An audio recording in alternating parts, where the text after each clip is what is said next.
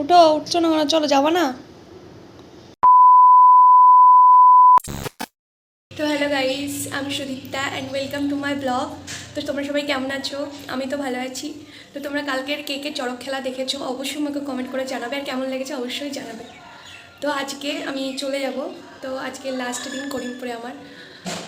তো সমস্ত প্রিপারেশন চলছে, পিসিমণি আসবে গাড়িতে করে নিতে। তো চলো সবটাই তোমাদেরকে দেখাবো, আর সাথে থাকো, দেখতে থাকো। তো চলো নিচে গিয়ে দেখি মা রান্নার প্রিপারেশন করছে। তো চলো মাকে জিজ্ঞাসা করে নেবো কী কী রান্না হবে। তো চলো এসে দেখছি মা সমস্ত রান্না শুরু করে দিয়েছে। তো কী কী রান্না হচ্ছে? খাসির মাংস, ফ্রাইড রাইস, কাতলা মাছ, পটল ভাজা, ডাল, তো অনেক কিছু রান্না হচ্ছে। এই যে চাটনি, শাক সবই হবে। প্রিপারেশন শুরু করে দিয়েছে অলমোস্ট। এই যে ফ্রাইড রাইস রান্না শুরু হয়ে গেছে। তো আমি বাড়িতে ফোন করেছিলাম যে ওরা কখন বেরোবে। তো ওরা বলে 11টার সময় বেরোবে। তো আমার বড় আসছে, দুজন আসছে, তো খুব মজা। তো চলো একবারে স্নান টান করে রেডি হয়ে তারপরে তোমাদের সাথে দেখা করছি। চলো। তো ফাইনালি দেখতে দেখতে ওরা চলে এসেছে, আর দিদা ওদেরকে আনতে গেল। তো গাড়িটা বলছিল যে বাড়ির পাশে রাখার জন্য। বড়মশাই আর পিসিমণি চলে এসেছে, আর আমি পুরো রেডি হয়ে গেছি। এই যে তো চলো নিচে যাই, নিচে গিয়ে তোমাদের সাথে দেখা হচ্ছে।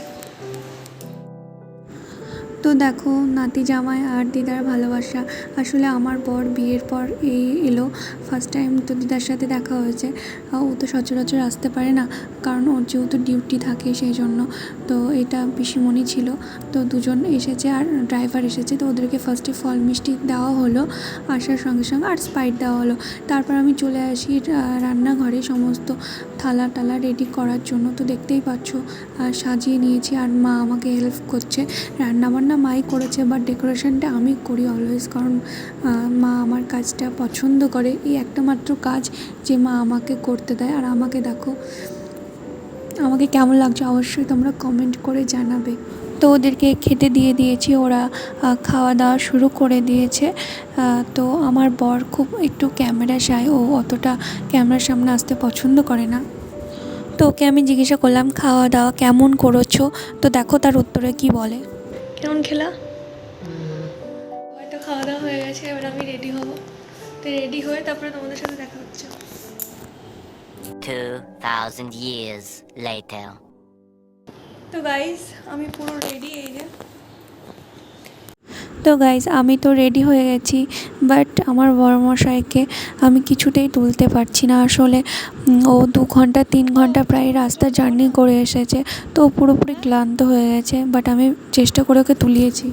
রেডি হয়ে গেছি। এই যে দাও, এখন বেরোবো। চলো একবার গাড়িতে গিয়ে দেখা হচ্ছে। তো চলে এসেছি গাড়িতে যাওয়ার জন্য। তো বাট এই দুটো মানুষকে রেখে যেতে আমার এতটা পরিমাণ কষ্ট হয়, কিন্তু কিছু করার নেই, আমাকে তো যেতেই হবে। বিয়ের পর পুরো জীবনটাই পাল্টে যায় মেয়েদের। এটা কেন হয় আমিও জানি না। দুটো বাড়িতেই যদি সমান সমানভাবে থাকা যেত তাহলে ভালো হতো। বাট আমি চেষ্টা করি এখানে এসে বেশি থাকার, মাকে সময় দেওয়ার, কারণ মায়ের তো আমি ছাড়া মায়ের আর কেউ নেই। আমি যতটা সম্ভব মাকে হ্যাপি করে রাখার চেষ্টা করি। তো দেখতে থাকো ভিডিওটা তোমরা কন্টিনিউ। তো বাড়ি পৌঁছে গেছি। তো তোমরা অবশ্যই আমাকে কমেন্ট করে জানিও কেমন লাগলো, আর do like share and subscribe করে দিও। তো আবারও খুব তাড়াতাড়ি দেখা হচ্ছে নেক্সট ভিডিওতে। টাটা।